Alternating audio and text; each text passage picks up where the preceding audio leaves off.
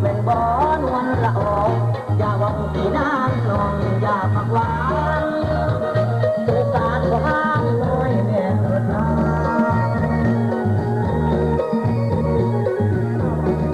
ได้กับน้องไอ้ที่พอสัญญามาน้องมาถ้าน้องจริงคือเราถ้าน้องเห็นดีแต่งงานเลยสองเอาเรื่องเมียเก่าน้องจะได้น้อยใจลูกชายเคยนำมาเลี้ยง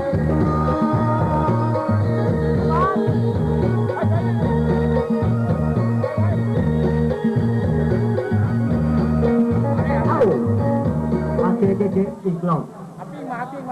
เอาปิ้งหมาเขาเคยนิพนธ์ว่าดาวเขียวเป็นปิ้งหมาเอาปิ้งเลือดนะเอากรรมการทำไรคุณเจ๊ต่ออีกรอบเจ๊ต่ออีกรอบเอาปิ้งหมาเอาใจเย็น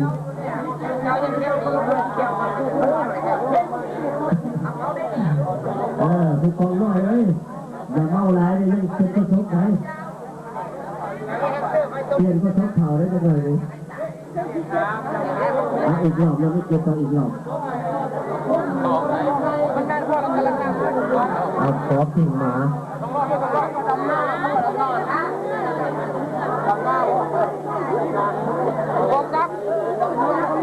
เอาจะสองรอบเด้อผู้ใหญ่ซักว่าที่ผู้ใหญ่ซักเอาจบได้2 รอบผมขอ2 รอบทานที่ประเสริฐเอาไอ้พวกกองน้อยเขาเนี่ยเนาะ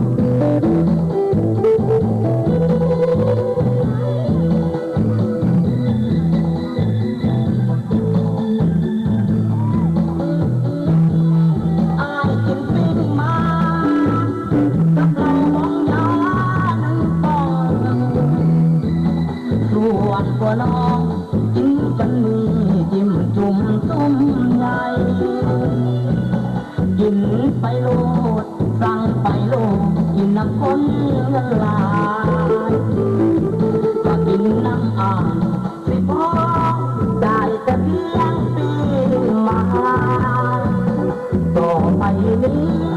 สิขอลบมือให้ใจหนา อะไรกูบ้าง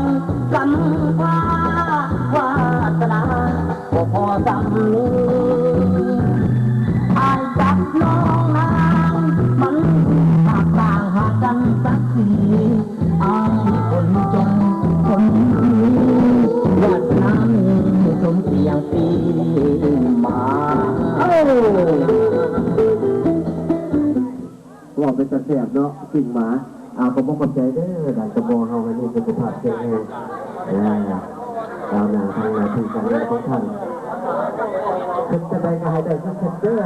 อันหลอก2 อันทุก2น้อยเนาะจับเป็นเกียรติเป็นทันเอาหลอกต่อไปบาทนึงอันหลอกนี่เป็นหลอกพิเศษของเจ้าภาพ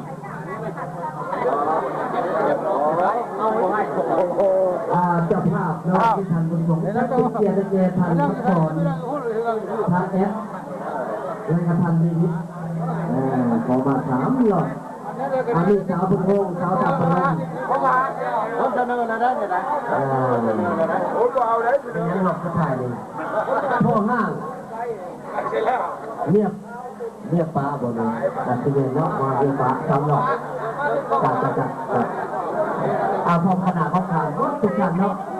บางทีงานของทางที่มารวมกันของเจ้าภาพก็จะเป็นโอ้ยนายใจเจ้าภาพก็ได้เนาะจังหวะบทุกท่านขออนุญาตบังคับเนาะเจ้าภาพพ่อก็ได้ท่านผู้ชมก็พอธรรมดาเป็นคนนั้นบริเอาคนเช่นกันเลยยังเด้อยังเนี่ยไอ้สีพัดดอนคนกระเมามาแล้วเนี่ยไอ้สีพัดดอนนี่โอ้คักแล้วจูดต้องไพ่เมื่อนั้นมันมีกงใหม่หลายเนาะธรรมดาสถานที่มันต้องกงกันหน่อยขบวนนี้คักเชิญกันเลยเชิญท่านเรียนท่านแอฟแต่ท่านกับสอนผักพวกทีมงานของผมเนาะมันในจังหวะธรรมดาลาวลักษณะศาสตร์เชิญกันเลยเชิญพร้อมด้วยทีมงานเนาะผักพวกทุกคนเลยถือว่าภาคภูมิใจเจ้าภาพคือท่านบุญสงฆ์ก็ดีพ่อแม่พี่น้องเราสละเวลาอันมีค่าของท่านมาร่วมในงานนี้ในงานพระพุทธทิศสมกุศลคิดถึงเมื่อคืนบันเทิงใจร้อนเพ่งคิดถึงจริงแท้โอ้เลือนละงอลืมแล้วบ่เมื่อครั้งผ่านมาหากน้องเจ้าบอกเลิกลานัดปีหน้ามายามอ้างให้แน่มือบุญราดมวนบุญพวงไปห่วงแต่แท้จะพาน้องเวยอดสีแทนจะพาน้องแท้อยู่บนทางหลวงเอาหลบ2 ต่อเอาเบี้ยป้ามาเลยยังไงหัวหน้าเนี่ยเป็นที่บ้านเป็นเคยลงเรือบอกมาเที่ยวกับผู้ใหญ่บ้านนะคนเด้อ